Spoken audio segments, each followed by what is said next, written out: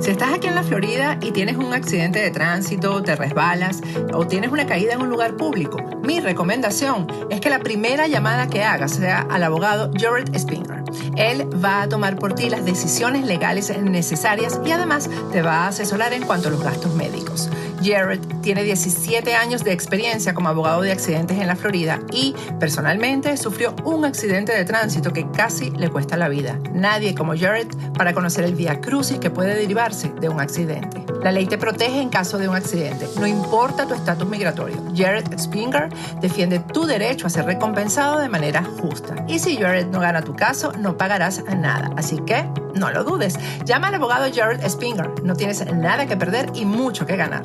Llámalo ahora mismo al 1-833-lesionado. Te van a atender las 24 horas del día en inglés y en español. Llama a Jared incluso antes de comunicarte con tu compañía de seguro. Yo sé por qué te lo digo. Buenas noches, bienvenidos a Agárrate. Hoy es martes, el 1 de junio del año 2021 y comienzo por recomendarte lo que siempre le digo a quienes me preguntan cómo venir a Estados Unidos y tener un estatus migratorio. Hazlo a través de una certificación laboral. La certificación laboral es la forma más rápida de llegar a una residencia permanente aquí en Estados Unidos. Yo siempre recomiendo a nuestros aliados de UCIA Legal porque ellos trabajan de la mano con empleadores que te van a dar el trabajo estable que necesitas para obtener la certificación laboral y que además te van a patrocinar la certificación. Comunícate con nuestros aliados de UCIA Legal, el número telefónico que está en pantalla y tu primera cita será totalmente gratis. Bueno, y quiero hacerte también una recomendación para que te quieras a ti mismo, para que te consientas. Hazlo en Lovely Eyebrows and Spa en Downtown Miami. Dedícate un tiempo para ti, regálate una muestra de amor propio. Hazlo en Lovely Eyebrows and Spa en Downtown Miami. Yo cada vez que puedo me echo una escapadita y allá me relajo. Se ocupan de tus cejas, de las pestañas, del blanqueamiento dental, tratamientos de plasma rico en plaquetas, maquillaje profesional, tratamientos faciales y corporales. Y si necesitas financiamiento, ellos mismos te lo van a dar. Por supuesto, ellos cumplen todas las normas de bioseguridad para evitar el contagio del COVID-19. Lovely Eyebrows and Spa en Downtown Miami es para las personas con actitud.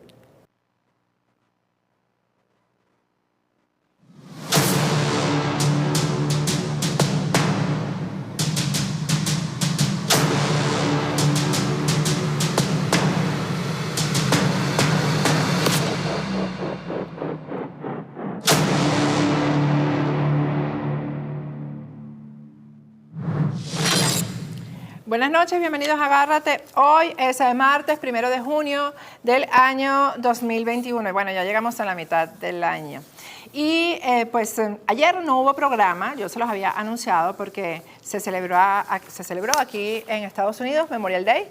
Pero ayer, tal cual como nos comprometimos, Daniel Lara Farías y yo, hicimos un live en Instagram para hablar del tema que quedó corto el día jueves por problemas técnicos que tuvimos aquí en el canal. Bueno, yo lo expliqué también aquí en nuestro canal de YouTube.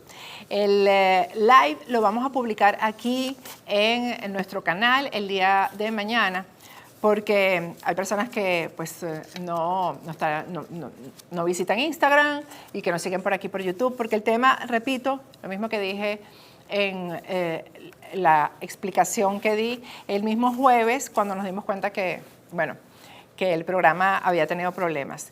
Y es que el tema es muy importante, lo que está planteando Daniel Lara Farías es muy importante, responde a algunas preguntas que siempre nos hacen los ciudadanos acerca de qué hacer en función pues, de las fallas permanentes y constantes que durante 20 años hemos visto que cometen la dirigencia de la oposición, quienes se hacen llamar dirigentes de la oposición. Así que yo les recomiendo que mañana, los que no lo han visto, lo vean aquí en nuestro canal de YouTube, porque el jueves Daniel Lara y yo vamos a ampliar un poco más la información y los que realmente están tratando de deformar lo que se dijo ahí, las cosas que se dicen quedan publicadas, gracias a Dios. No hay manera de tergiversar lo que se dijo, no hay manera de desinformar si usted se informa y si usted ve y oye con sus propios ojos y sus propios oídos lo que en ese live se dijo.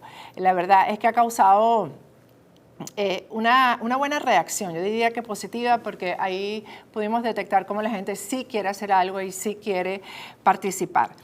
Las desinformaciones pues quedan anuladas absolutamente cuando usted mismo, repito, busca la información y usted mismo oye, usted mismo ve y usted mismo saca sus conclusiones. Así que lo que se dijo ahí se sostiene, se mantiene y por supuesto estamos buscando las formas de implementarlo con todos los mensajes que hemos recibido de gente que quiere contribuir sin recibir nada a cambio, que eso es lo importante. El tema de este primer segmento, más temprano hoy, porque ella a esta hora estaba ocupada, tuvimos una conversación con la periodista Sebastiana Barraez, porque ayer domingo la FARC, la guerrilla colombiana en el estado Apure, territorio venezolano, liberó a los 8 militares venezolanos que tenía como rehenes.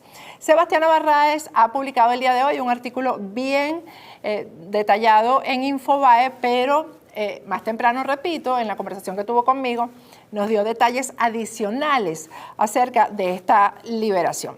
Yo quisiera poner en pantalla algunos detalles que pues no se dijeron ahí, pero que están en la publicación de Sebastiana, la lista de los 16 militares que fueron asesinados. Vamos a ponerla en pantalla, que por cierto, como la misma Sebastiana Barraez lo dice, el ministro de la Defensa de Nicolás Maduro, Vladimir Padrino López, no habla de estos muertos. Por cierto, que tampoco habla de la FARC, habla de grupos irregulares, no menciona a la FARC. Ahí tienen ustedes la lista de los 16 muertos: capitán de navío Naiwil José Torres Moreno, sargento primero Álvaro Rafael Mariño Hostos, sargento segundo Michael Miguel Medina Sequera, sargento primero de la Armada Luis David Lira Negrón, sargento mayor de segunda del Ejército Wilmer de Jesús Ferrobús Garavito, sargento mayor de primera Ejército Ronald José Marcano Castillo, sargento mayor de segunda del Ejército Andy José Miranda, sargento mayor de primera del Ejército Santiago de Jesús Reyes Farfán, sargento segundo del Ejército Jesús Alexander Vázquez Pérez, sargento primero Andriel Rafael Isturiz Sojo. La verdad es que C2, no sé qué significa, será del ejército, cabo segundo, debe ser. Del Ejército Joendri Enrique Piñero Ortega, primer teniente del Ejército Julio Manuel Hinojosa Morgado, teniente coronel del Ejército Raúl Roylander Quintero, sargento primero del Ejército Breiner Alexander Granados Suárez y mayor del Ejército Eduard Ramón Corobo Segovia y el primer teniente del Ejército Jonathan Miguel Duarte son los militares asesinados por la guerrilla, y los 8 militares liberados el día de ayer son el teniente coronel del Ejército Giancarlos Beaumont Valecillos, el primer teniente Johnny Yaguare, el teniente de fragata Álvaro Flores Berroterán, el sargento mayor de tercera José Antonio Ramos Dávila, el sargento segundo Steven Aular Lara, el teniente de fragata José Emilio Torres Pérez, el teniente de fragata Luis Cova y el sargento mayor Paul Hernández. Por cierto, antes de que la gente comente, el sargento segundo Steven Aular Lara, su nombre está bien escrito, tal cual como lo bautizaron, no es que lo escribimos nosotros más.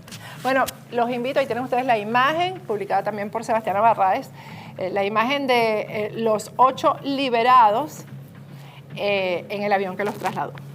Hay mentiras que se dijeron en el comunicado firmado por el ministro de Nicolás Maduro, el ministro de la Defensa de Nicolás Maduro, Vladimir Padrino López, inconsistencias, y todo eso lo conversamos el día de hoy con Sebastiana Barraez, que es una experta en el área militar y que conoce bastante lo que ocurre en la frontera venezolana de Venezuela con Colombia. Así que vamos a compartir con ustedes la conversación de hoy con Sebastiana Barraez.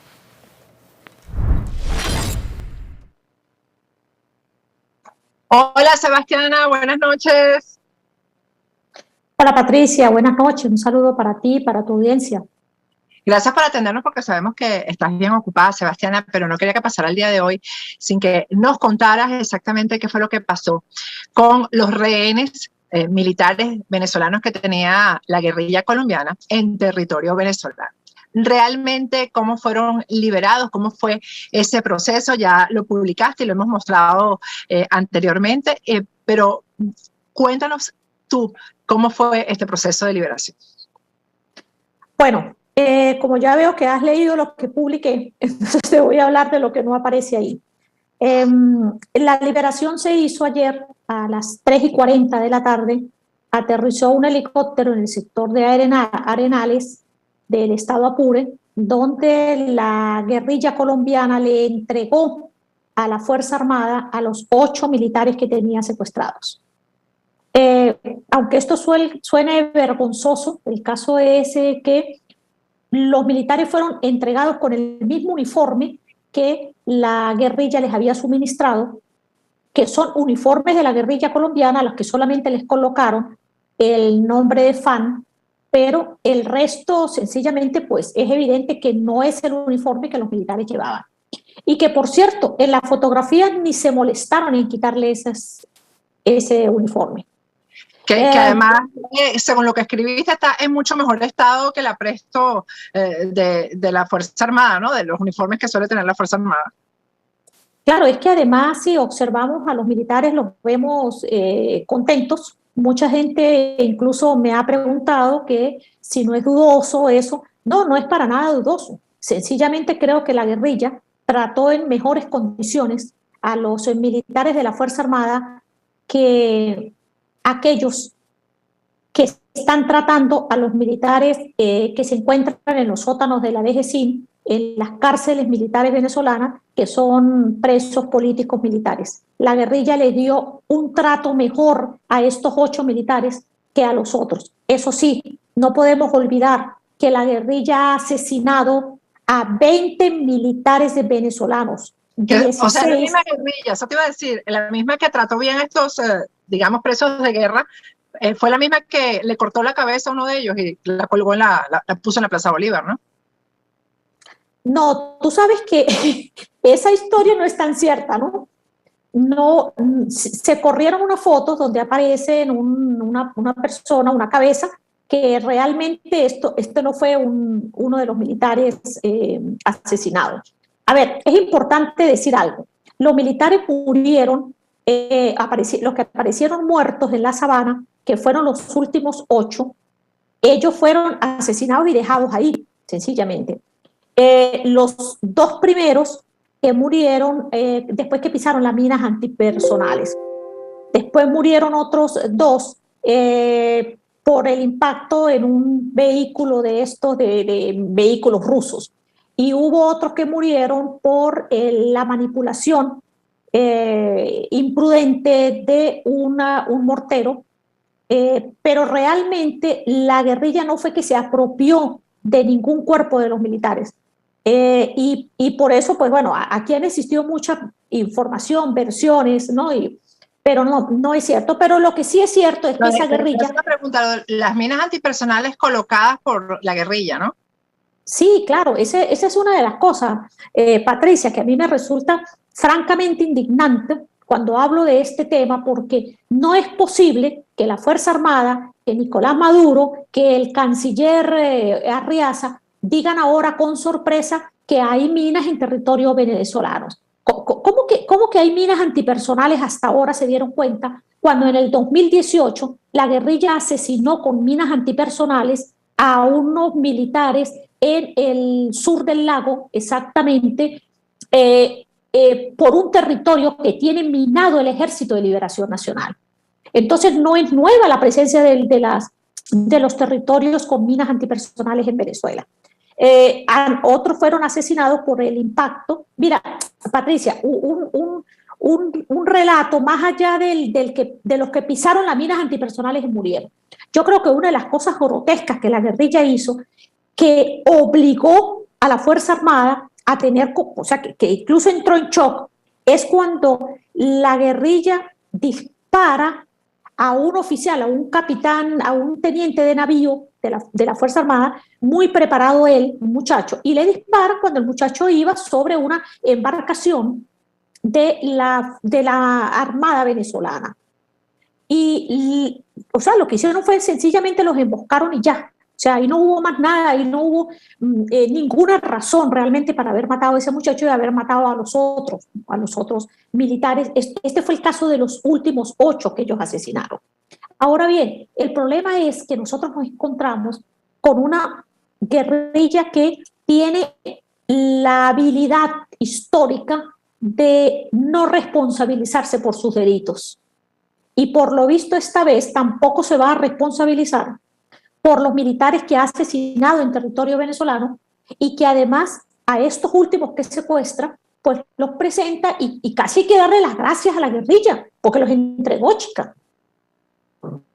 No, y hay gente, y tú que eres una gran conocedora de la psiquis militar, de los militares venezolanos, pues, ¿qué piensas tú o qué información tienes tú de lo que ellos pensaron cuando vieron los primeros videos donde ellos decían que habían sido tratados, los militares, que habían sido tratados muy bien por la guerrilla, que estaban comiendo muy bien, la risa con la que tú misma la muestras en tu reportaje, con la que regresan? Es decir, es como que si hubieran estado unas semanas de vacaciones o en un spa, descanso. Les fue mejor que cuando los mandan a su casa, creo yo, ¿no? De días libres. Claro, porque aquí la guerrilla dice, los militares dicen que la guerrilla los trató bien, que les dio asistencia médica, que les dio alimentos, que les dio buen trato. Ahora, más allá de eso, aquí lo que estamos es descubriendo que sencillamente esos militares que enviaron a la frontera no tienen la preparación requerida precisamente para enfrentar a la guerrilla. Patricia, yo tengo muchos años cubriendo las zonas de frontera y sobre todo vi y presencié esa manera de actuar de la Fuerza Armada, de prepararse para enfrentar a la guerrilla en nuestras zonas fronterizas. Sobre todo después de algunos acontecimientos, de algunos sucesos que ocurrieron hace años en la frontera venezolana, los militares hacían un gran esfuerzo por tener la mejor preparación porque sabían que un enfrentamiento con la guerrilla les podía costar la vida.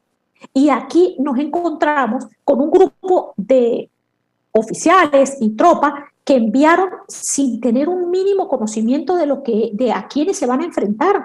Y lo digo como resultado de lo que los propios soldados dijeron en los videos que la guerrilla envió como prueba, como fe de vida. Ahí vemos, por ejemplo, y yo me pregunto, y este oficial que leyó en nombre de todos los militares que habían aprendido una lección y que iban a regresar con la lección aprendida, me pregunto, ¿cuál lección? ¿Cuál fue la lección? ¿Qué aprendieron? ¿Qué aprendieron? ¿Aprendieron de la guerrilla qué acciones? ¿Aprendieron de la guerrilla ideología? ¿Qué aprendieron? Yo me pregunto que hasta qué extremo nosotros de repente consideramos que este hecho pueda ser no importante, pero sí lo es, porque estamos hablando de una guerrilla que tiene 58 años entrenándose, una guerrilla que ha tenido armamento poderoso y que ha sabido mantener en cautiverio durante años incluso a las personas secuestradas. Aquí estamos hablando de militares que permanecieron más de un mes y que de repente salen contentos, salen con el uniforme que les puso la guerrilla y ni siquiera se los quitan porque con eso llegaron al aeropuerto y pare de contar. Y entre otras cosas, pues yo no le voy a echar la culpa a los militares, pero creo que sencillamente nosotros estamos asistiendo a una derrota lamentable de lo que yo espero que sea una batalla y no la guerra ante la guerrilla colombiana. Pero tú hablabas también en tu reportaje, que está bien, es bien preciso, acerca de fue a cambio de qué que entregaron a los rehenes. ¿Cuál fue el acuerdo con la guerrilla del régimen venezolano? Bueno, yo creo que ese es el secreto mejor guardado, porque hasta ahora lo único que sabemos es que antes de entregar a los militares, pues ya el ejército venezolano se había replegado. Es decir, ahí no hubo ningún rescate de militares. Es una farsa lo que está diciendo el comunicado del ministro Padrino López. No hubo ningún rescate. La FARC entregó a los militares venezolanos. Además, no es cierto tampoco que, bueno, que es una acción heroica a la que incluso él le coloca nombre y la llama Águila Centenaria, que yo no sé dónde salió el ridículo nombre, pero la verdad es, ¿cómo? Y no era que estábamos en el marco del escudo bolivariano, y que en ese marco del escudo bolivariano se asesinaron y secuestraron a unos militares y aparecen desaparecidos, hay otros desaparecidos. Entonces, yo creo que aquí mire, la Fuerza Armada tiene que hablar claro al país y tiene que ser responsable, porque yo creo que han quedado muy mal y peligrosamente se han expuesto, no solamente ante la guerrilla colombiana, se han expuesto a potenciales enemigos del territorio venezolano, y de esto, dígame, si la guerrilla eran los amigos y los mata y los asesina así, ¿qué se puede esperar para los verdaderos enemigos? Ahora hablemos un poquito, Sebastiana, de la población civil, cómo queda, porque queda en manos de la FARC y de lo que desea la FARC en ese territorio, porque si ya no hay militares venezolanos, queda eso en manos de ellos, ¿no? Bueno, a ver, esa es como la pregunta que uno a veces no quiere responder, porque, Patricia, ahí hay dos cosas. Yo puedo entender a la población civil, y yo entiendo que la población civil siempre termina siendo la víctima de esta situación. Pero mirándola objetivamente, también sé que gran parte de la población civil ha sido, digamos, enamorada por la guerrilla desde hace años. Hay profundas relaciones de amistad, incluso relaciones casi de consanguinidad, relaciones amorosas, hay hijos de por medio entre guerrilleros y habitantes de la zona fronteriza. Entonces, ese tema es un poco difícil, partiendo del hecho de que, si bien es cierto que la población civil es víctima, pero también es cierto que de alguna manera también son victimarios. Y creo que a eso es a lo que se enfrenta, entre otras cosas, la propia Fuerza Armada, porque tenemos a población que se vio obligada a tener que llegar a acuerdos con la guerrilla para poder sobrevivir. Yo entendí eso. Exacto. Patricia, permíteme que te diga esto. Hace años cuando yo empecé a trabajar en la frontera, visitaba con mucha frecuencia alguna gente, fuentes que se hicieron comunes, que muchas de las cuales aún mantengo y con los que tengo trato muy estrecho. Y una vez llegué a la casa de una señora a la que siempre le pedía café. Llegaba, mire, qué café tan rico y tal. Y un día la señora me dijo, pase.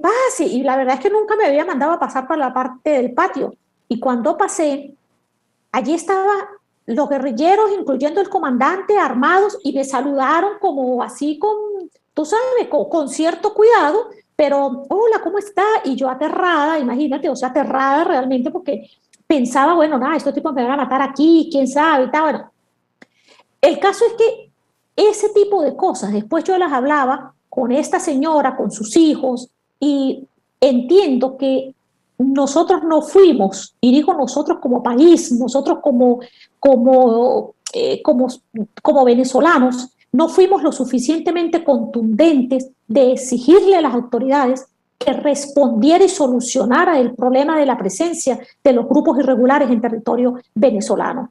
Y si bien es cierto que te estoy hablando de que eso ocurrió antes de la llegada de Hugo Chávez al poder, no te quiero decir lo que pasó después que Hugo Chávez llega al poder. La guerrilla se enseñoreó, y hoy, Patricia, puedo decir con una absoluta tristeza e indignación que la guerrilla le acaba de ganar esta batalla a la Fuerza Armada, y peor aún, creo que se acaba de apropiar y de liberar un territorio exclusivamente para la guerrilla, donde van a hacer, entre otras cosas, lo que les dé la gana, porque ya descubrieron que se pueden enfrentar a uno de los ejércitos que tiene más equipamiento militar del continente. Por lo menos te iba a preguntar, ¿ese territorio para qué? ¿Qué está haciendo la FARC? Además, yo me imagino que seguir con el negocio del tráfico de droga, me imagino. Pero además, ¿para qué se está utilizando territorio venezolano? No, es que fíjate, esa parte del territorio en particular, hay una característica que tiene Apure que no notamos con tanta facilidad en otros estados fronterizos. El estado Apure tiene ríos navegables. Entonces, esos ríos navegables se han convertido en un gran atractivo para que funcione la guerrilla o las bandas delincuenciales. Pero nuestro territorio le permite a la guerrilla, entre otras cosas, que tenga rápido paso hacia territorio colombiano por los ríos, pero que además, así como trae cosas, se las lleva. Y por otra parte, tiene la facilidad de traer, por ejemplo, secuestrados a nuestro territorio, que eso normalmente no pasaba. Tiene la facilidad para entrenar a sus combatientes en territorio venezolano, integrar a venezolanos a esas organizaciones, y por otra parte, el Estado Apure tiene una gran ventaja porque como son sabanas, eso le crea un escenario maravilloso para los aterrizajes de las aeronaves del narcotráfico. Hay que que incluso hay fincas que están una parte en Colombia y otra parte en Venezuela, ¿eso es cierto? No, por esa zona no, porque recordemos que ahí lo divide fundamentalmente el río.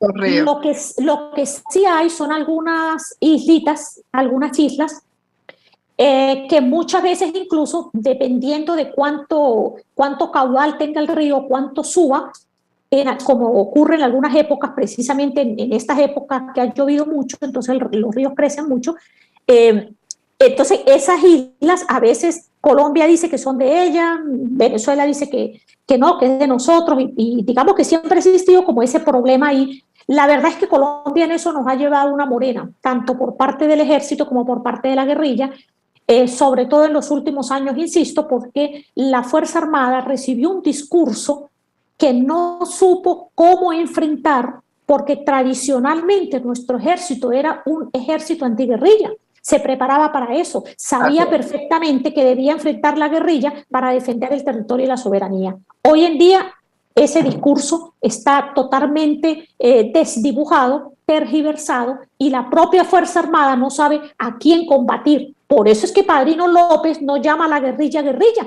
no sabe ni cómo llamarla, imagínate. Entonces, nunca la llama guerrilla, exactamente. No, Sebastiana, y parte de las actividades que podría estar desempeñando la guerrilla ahí sería planificar la desestabilización de Colombia, que bueno, que yo creo que ya están en camino de eso, ¿no? Bueno, yo creo que es peor. Yo creo que ellos utilizan nuestro territorio como una base para refugiarse, es una especie de su territorio donde ellos pueden actuar y donde saben que el ejército colombiano no puede pasar hacia esta parte del territorio, porque eso obviamente que significaría un problema, digamos, entre estados, entre países. Pero la guerrilla se protege bajo ese paraguas de impunidad y de poderse mantener tranquilamente en nuestro territorio de manera impune, sin que la fuerza regular colombiana pueda actuar contra ellos. Muchas veces cometen delitos del lado colombiano y pasan para el lado venezolano, y bueno, y ya no es por el rompimiento de relaciones que hay entre Venezuela y Colombia, ni siquiera está planteado que puede haber una persecución en caliente, como en algunas oportunidades ocurrió, tanto de este lado como del otro. ¿Tú crees que esto de que ya no existe presencia militar en Apure de militares venezolanos, ¿tú crees que eso sea indefinido o sea como, digamos, como un cese temporal? Porque entonces de ahí, de Apure, pasarán a los estados vecinos y así se irán metiendo en toda Venezuela, Sebastiana. Claro. A ver, es importante explicar eso. El ejército venezolano se replegó, pero no significa que abandonó el territorio. El estado Apure es un estado muy alargado, como lo vemos en el mapa, y ahí funciona, es que no solamente funciona la FARC, hay otra parte del territorio que lo controlan las FBL, que son las Fuerzas Bolivarianas de Liberación, que tiene como su imagen civil a la corriente bolivariana, a la corriente Bolívar y Zamora, y otra parte del territorio lo tiene el Ejército de Liberación Nacional. Es que Apure es demasiado atractivo para la guerrilla, para las diferentes guerrillas. Ahora, ¿de qué parte se fue el ejército? Bueno, se fue de la parte donde funcionaba Claro, en la zona neurálgica exactamente, donde tradicionalmente ha funcionado la guerrilla y sobre todo donde tenía los campamentos la FARC, esta de Gentil Duarte. Hay otra parte de Apure donde está la FARC de Santrich e Iván Márquez. Ellos siguen ahí, por ejemplo, en la zona del Orza. Esa zona la controla la otra guerrilla. Pero ellos se van de la zona de lo que se llama la zona de conflicto. Ellos se repliegan y digamos que gran parte del equipo que tenían de hombres y demás, unos los sacan de la zona, pero otros sencillamente los ubican en algunos puestos militares o comandos militares como en resguardo. Es decir, ellos lo que hicieron fue que desactivaron incluso las alcabalas que tenían o los puntos de control que habían instalado para poder tener algún control del territorio y evitar que la guerrilla pudiese atravesar esa zona. Pero no es que se fueron de todo el territorio, se van de esa parte, ese pedazo del territorio que en el fondo es el que ha venido controlando alias Farley y alias Arturo, que son como los representantes de Gentil Duarte en esa parte del estado Apure. Bueno, ya para soltarte, porque sé que tienes una actividad ahora, yo te preguntaría, Sebastiana, si yo estoy segura, tú tienes tus contactos entre militares activos y también retirados, de todas las tendencias. ¿Qué comentarios te han hecho, sin decir nombres obviamente, de esto que ha ocurrido? O sea, a nivel militar, ¿qué significa esto para la Fuerza Armada en general, según los comentarios que tú has recibido de ellos mismos? Bueno, lo primero que te puedo decir es que, entre otras cosas, han montado una campaña en estos momentos que la van a desencadenar, yo creo, si es que ya no arrancaron con ella, de las salas situacionales para tratar de respaldar al alto mando militar, porque han salido muy mal parados de esta situación. Yo creo que aquí se rompieron muchos mitos. Yo creo que la Fuerza Armada va a tener un antes y un después con este hecho de Apure. Creo que realmente ha sido muy vergonzoso lo que han hecho incluso los comandantes de los componentes. Yo creí, Patricia, y esto lo digo con absoluta tristeza, yo creí que el hecho de que algunos comandantes no intervinieran, prefirieran hacerse los ciegos, los sordos y los mudos, por ejemplo, ante la tortura de funcionarios militares en los sótanos de la DGCIN o del SEBIN. Creí que eso era porque ellos incluso podían tener las dudas de si esos militares hubiesen estado participando o no en golpe de Estado, en operaciones. Pero esto que ocurrió en Apure, y por ejemplo, al ver lo que hace el comandante general del Ejército, el comandante general de la Armada, que son específicamente los comandantes de los efectivos que estaban secuestrados, y de efectivos asesinados, pues mire, cuando yo veo que el comandante general del Ejército anda preocupado por rescatar un tanque, que no creo que en lo absoluto voy a criticar que eso esté bien. Lo que pasa es que, oye, por encima de los tanques y de los fusiles están los seres humanos. Y sencillamente esos soldados pareciera que no les importó a nadie. No les importó a nadie de verdad. Usted revisa al comandante estratégico operacional y el pobre hombre no sabía ni siquiera qué decir. Usted revisa a Nicolás Maduro y jamás ni siquiera habla de los muertos ni los secuestrados. O sea, esos militares quedaron solos. También me sorprende el silencio de los familiares, ¿sabes? Yo me imagino que es miedo, yo no sé, tú tienes más experiencia que yo en eso, pero los familiares no pegan un grito, no dicen, o sea, me mataron a mi hijo, a mi esposo, a mi hermano. Bueno, ahí ha habido varias cosas. Es verdad que ha habido miedo, pero también es cierto que si algo le ha funcionado a esta revolución es tratar de silenciar.